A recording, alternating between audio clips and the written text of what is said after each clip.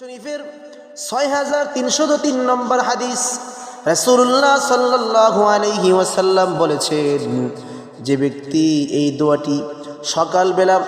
আন্তরিকতার সাথে দৃঢ়প্রত্যয়ের সঙ্গে এই দোয়াটি পড়বে, সন্ধ্যা হওয়ার আগে যদি মারা যায় তবে সে ব্যক্তি জান্নাতে প্রবেশ করবে। আর যে ব্যক্তি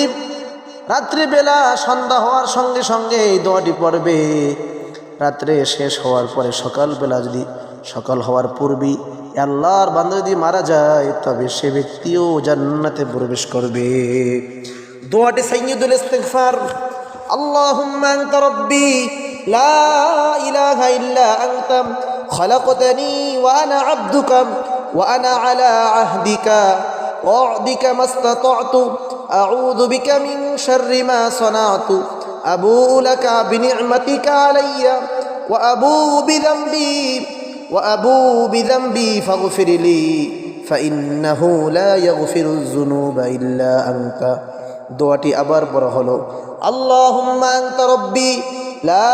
ইলাহা ইল্লা আনতা খালাকতানি ওয়া আনা আবদুকা ওয়া আনা আলা আহদিকা ওয়া ওয়া'দিকা মাসতাতa'তু আউযু বিকা মিন শাররি মা সানা'তু আবু'ু লাকা বিনি'মাতিকা আলাইয়া